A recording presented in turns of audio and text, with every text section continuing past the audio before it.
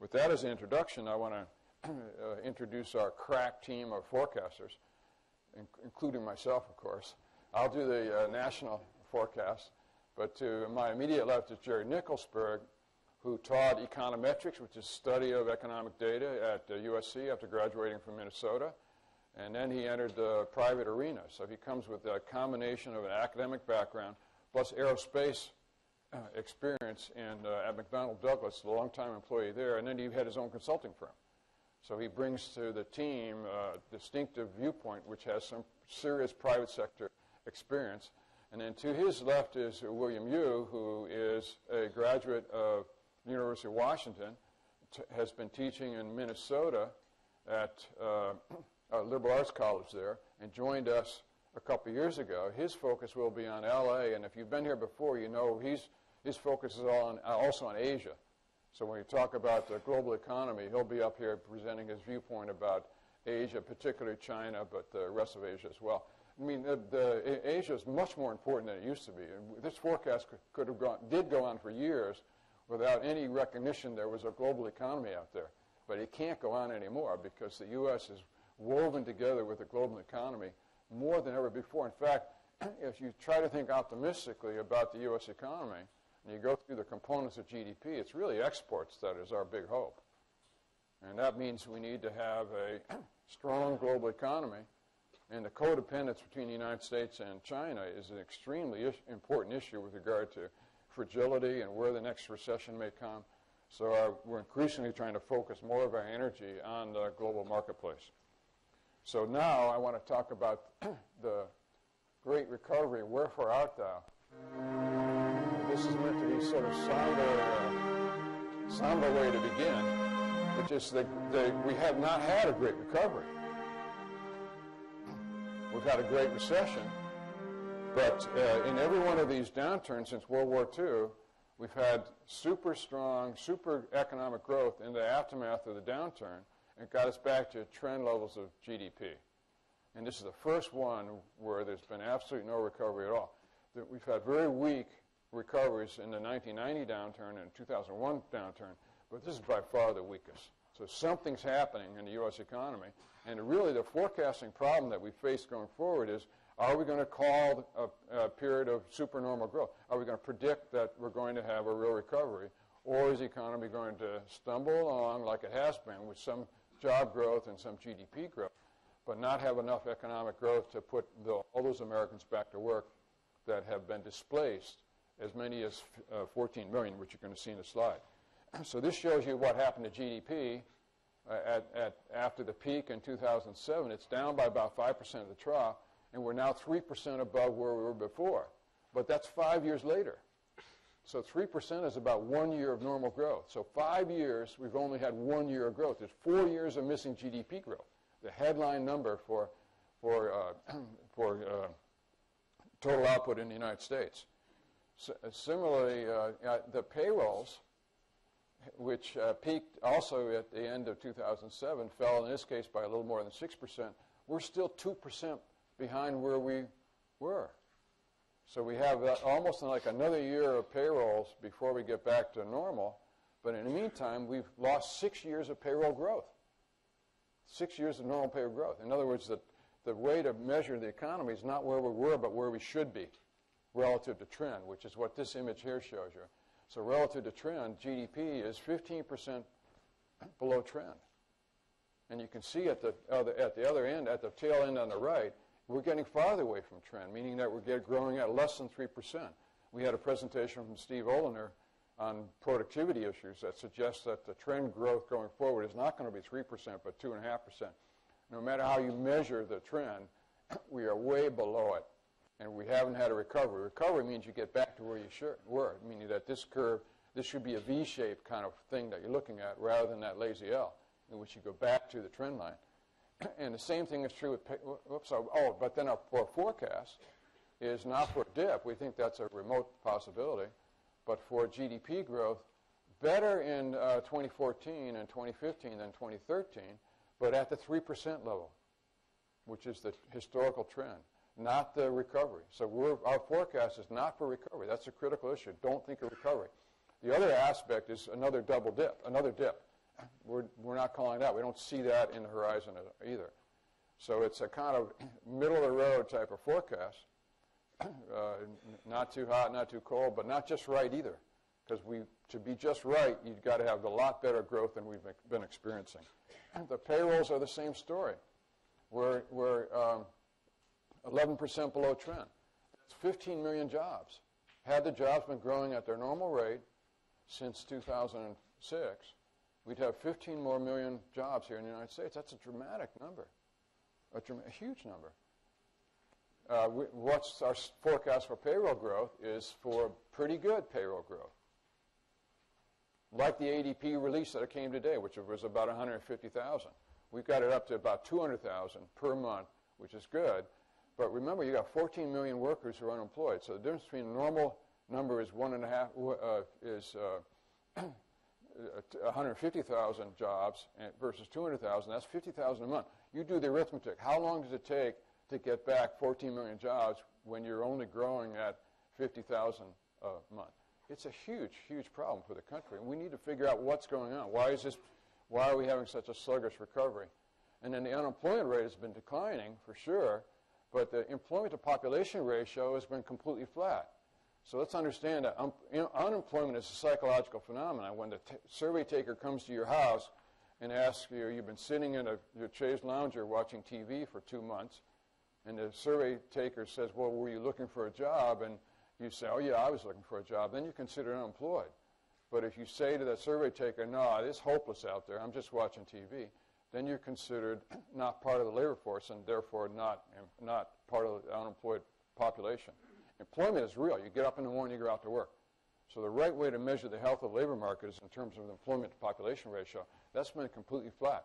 So we lost 4 percentage points, and there's been absolutely no recovery, even though you've had declining unemployment.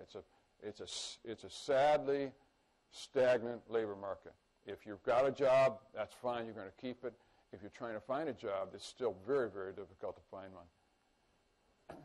And then to make the point another way, that's the decline in the unemployment rate, and that's the labor force participation on the right-hand scale. And they match almost perfectly. So that decline in the unemployment rate is all from discouraged workers dropping out of the labor force. Now, our forecast is a little bit more optimistic. We see the trend line of unemployment continuing, but rather than being a weak labor market, we see it as a relatively strong labor market with labor force actually increasing, labor force participation actually increasing, and jobs growing, not at exceptional rates. But the point is that sometimes a decline in unemployment is a symptom of a weak economy, which is looking backward. We think the decline coming forward is a symptom of a better labor market, not a worse labor market. Then what about a double dip? You need to know that it's perfectly appropriate for today is housing is an almost perfect predictor of oncoming downturns, and the housing market is simply not positioned to contribute or to create an economic downturn in this country. So we think the double dip risk is extremely low. But where it resides is in the bond market, because if the global bond buyers start to worry about the creditworthiness of Uncle Sam, not in terms of default delinquencies, but in terms of inflation risk, and they start to back off U.S. dollar-denominated debt, particularly treasuries, the U.S. economy could have take a big hit, and that could dip us into recession. That's where we think the biggest risk is going forward. We don't see it materializing. The point is the global bond buyers have, in a way, nowhere else to go. But when they start to become more and more worried about the creditworthiness, particularly of Uncle Sam, they might see other opportunities outside the borders of the United States, and that's going to be really bad for us all. So here's a slide on housing, which is a critical slide. This shows you the cumulative contribution to housing to GDP growth. And if this is up, that means housing, when it's going up in upwardly direction, that means housing is contribute positively to growth. But when it's going down, that means housing is subtracting from growth. And you're meant to see that, and the red vertical lines represent the recessions. So you're meant to see that in almost all these recessions, there was an early warning sign that came from the housing sector in the sense that that thing turns negative. There have been 2 false positives and 2 false negatives. A false negative means you had a recession that wasn't signaled by a problem in residential housing. And you can see over on the right the 2001 downturn is a false negative. There wasn't much contribution from housing. Well, that was a business downturn. So the message is all of our recessions don't get started on the consumer side in homes. At least one of them got started on the business side, which is heavy investment in equipment and software during that internet rush, very weak profitability on the web, and a big turnaround when the realization that the web was great as a communication device, but not necessarily a profit center. The other false negative is in 1953. And that was caused by a huge decline in Department of Defense spending. When the Korean War armistice was signed in July of 1953, the DoD spending, which had ramped up to 14% of GDP, fell very rapidly to 8% of GDP. There's no way the economy could absorb that. So again, all recessions are not the same. We had two that had a distinctly different source. But the one that comes next is not going to be a business downturn, and it's not going to be a wartime downturn. It's going to be a consumer-led recession. So watch housing. And you can see over at the right, the housing is just plummeted and is basically completely on the floor still. So it's not positioned to contribute to a recession anytime soon. When it starts to get inappropriately high levels of building and an accumulated stock of completed homes, we'll start giving you a warning sign that we think that housing sector is getting out of control. The appreciation and volume of building is getting us back to normal, not anywhere near the areas of concern. And then the other thing is they're doing two false positives. 1967, the housing sector was signaling economic weakness. That weakness is offset, again, by the DoD spending in that time for the Vietnam War. And then the other false positive was back in 1951, in which housing collapses very substantially. Again, that's the DoD spending. So we kind of say because of the ramp up in spending for the Korean War. So the message is, if you want to know what's coming next, you want to focus on two spending components. The DoD has been a big driver, Department of Defense, and the other one is housing. And we think housing is going to be the next source of problems, but not anytime soon. So this is the contribution of these critical sectors. You can't see one. That's bad. We should have tried these slides out on this slide. But the consumer durables, equipment, and residences, the downturns are about postponing stuff. So the critical sectors, the postponable sectors, are consumer durables, houses. You don't need a new car. You don't need a new house. Business equipment and software, and last is business structures. These are the three volatile components of GDP, which are consumer durables, equipment, and residential spending. Relative to GDP, relative to trend, these are all below. Houses owe us about 4% of GDP. If we'd had normal housing since 2005, GDP would be 4% higher. We think we're going to get this back over the next several years. Similarly, equipment and software and consumer durables, automobiles, those are also weak. We think we're going to get a lot of those back. So that's reason for optimism, but not a reason to worry about a downturn, because they owe us money. They can't take more from us at this point, those critical sectors. What about housing and this issue of whether a bubble is being created and somehow the rising interest rates are going to pierce the bubble and stop the momentum in the housing sector? Well, we have an inflation forecast which is relatively low, well below the 2% target of the Fed. So that gives the Fed a lot of room to maneuver with regard to a choice of interest rates. The interest rates that we have in our forecast are for rising 10-year treasuries. You're already experiencing that. I mean, who bought a treasury at paying 1.5 yield? And now we're a little bit more than 2. We see that continuing to rise. That's likely to put pressure on the Fed to raise interest rates, the Fed funds rate. So we see that rising, especially in 2015, but not much this year, and not much really until the end of next year. And for housing starts, we're optimistic about. So we see it going back to normal. David later on is going to talk about this in great detail, but the housing market normal is like 1.5 million units, maybe a little less than that. And we've been underbuilding at 500,000 units for many years. We are in an underbuilt situation, not overbuilt. Even if we get back to 1.5 million, we're still in underbuilt. We're going to need to overbuild for a period of time before we get the stock of housing at an inappropriately high level. So we think that there's a lot of momentum from pent-up demand in the housing market, and we're optimistic about starts going forward. the same thing is true with vehicles, another critical sector when you think about the economic downturn. So we see well, first of all, the auto sector has recovered a heck of a lot more than the housing sector. You can see that in this picture. It's almost a V shape. But we see continued rise up to the level of 16 million units at the end of 2015, which would be alarming if we'd had 16 million units all the way across, because that's like that's the upper limit of the sales in this since 2000.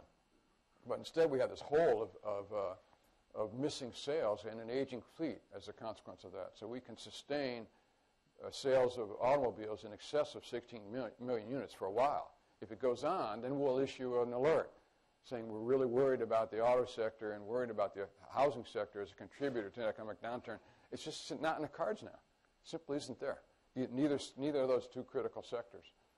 And the components of GDP that have been the weakest are consumer durables, this government, state, and local, and consumer services. That's all about frugal consumer, frugal state and local government are not getting the revenue flow and therefore not doing the spending. We think these are going to turn around as well. Certainly the state and local governments are having improving revenue flow, and although the drain to service the pension liabilities and medical liabilities is going to be substantial, we think you'll see some hiring and some economic growth emerging from that sector going forward. So we're kind of cautiously optimistic about the economy, which is healing, but we still have a huge number of people out of work. And we wait magically for the recovery and not realizing that there's something we need to do in order to get a recovery. The reason it's been missing for 5 years is we've been asleep at the switch. We think it's fundamentally too much government spending, taxes too low for paying for the government spending, and then critically we need workforce development. We have too many workers who are unsuited to the jobs of the 21st century. So this thing about government is illustrated by this picture. This shows you the surplus of state and local government and the surplus of federal spending as a share of revenues. So over here at the right, that minus 40% means that Uncle Sam is spending 40% more than he takes in revenue. And the state and local at that time, which normally is pretty balanced and has balanced budget requirements in most of their constitutions, it was running a 7% deficit. So the problem with these deficits is these are your liabilities, but you don't recognize it. Meaning there's going to be future taxes to pay for the debt service and draw down the debt that this represents. So my recommendation is that we need to transfer those liabilities explicitly onto the balance sheets of the private sector for two reasons. One, you need to know, you need to get a little letter from Uncle Sam that says, thanks for sending in the money, but it's not enough. You owe 40% more in order to cover spending. Because if we got that news, we would be up in arms about the level of spending, and we would do something politically. But as long as we're using bonds to do the funding, we're asleep at the switch and think that the size of government is a lot lower than it really is. It's 40% more than taxes. The size of government should be measured by spending, not taxes. And secondly, you need to know something about your future tax liability in order to organize your savings appropriately. Because those taxes are going to go up to fund that deficit today, and you need to save more in order to fund that. And the purpose of that transfer on the private balance sheets is to correct Enron-style accounting that makes us think that we're wealthier than we really are. And it hides that liability in a kind of offshore balance sheet of Uncle Sam. And then this is then lastly, with regard to workforce development, we've had low-wage foreigners and robots competing for U.S. jobs for a long time. But the real story of the last decade is microprocessors marching through the intellectual service sector. More and more jobs that are mundane, codifiable, are being done by computers. And this slide here, many of you have seen this before. This is my final slide that speaks about the need for workforce development. The horizontal axis is total hours worked in the economy. The vertical axis is total output. So as the economy grows, we're going to move from the southwest to the northeast. You're going to see pictures of these movement in that direction. Emanating from the origin are these lines, these straight lines, which are lines of constant productivity. So as you cross those lines, that means you're getting better productivity. Productivity is output per hour. Goes from 1/4, 1/2, 1:1 to 2/1. So you're supposed to be imagining in your mind's eye a path that is going in a northeasterly direction that crosses those lines. But in addition, up here on the left, that's the shape of recessions. And that shape has much larger drops in hours than you get in output. And then the thing turns around, you get output and hours growing at the same time. That's the cost saving that occurs in every recession. So businesses during these expansions ramp up employment, and they have a lot of people who are not that productive. Then I didn't worry about it because their business energy was focusing on something else. Recession, all of a sudden, they go through their workforce to try to find out who's genuinely productive. And the result is you get a lot of hours reduction and not very much output reduction. So here's the way it looks. So this is the 1948 event, which begins with a recession, that little curl. That's the cost cutting. And then you're up and running with economic growth, meaning both hours and output. That's the 53. That's 57. That's the long Kennedy-Johnson expansion during the 60s, in which you had a lot of improvements in productivity there. Then 69, 73, 80, 81. There's 1990. This is bad. Let me just tell you what it is. So we should have tried these slides on this display, but the 1990s cost-cutting loop is very large. It's the first one that's big. In other words, there's something about the technology that has changed that allowed business firms to do more cost-cutting in that recession than they ever had before. Hopefully you see this next one. That's not too good, but you kind of see it. The cycle after 2001 was equally large, and that's where we are today. Another huge cost-cutting cycle. So the technology is changing, so that in these downturns, there's a huge possibilities for cost saving that you didn't have before. But most importantly, in the 20th century, we had this long-term trend up in both hours and output. In the 21st century, it's been all output and no hours. Absolutely no hours growth in the 21st century. That's a statement about how humans are so unnecessary. I don't know if you've seen Wall-E, but the point is that output growth is being produced without the increase in hours. So if you're thinking about getting a job in the 21st century, you better be thinking that those computers can memorize stuff and regurgitate on tests way better than humans. You've got to bring something distinctively human, which are creativity, problem solving, analytical ability, analytical problem solving, and maybe some social skills as well. Something different that computers can't do. Workforce development is the bottom line here. So thank you very much. We'll turn this over to Jerry.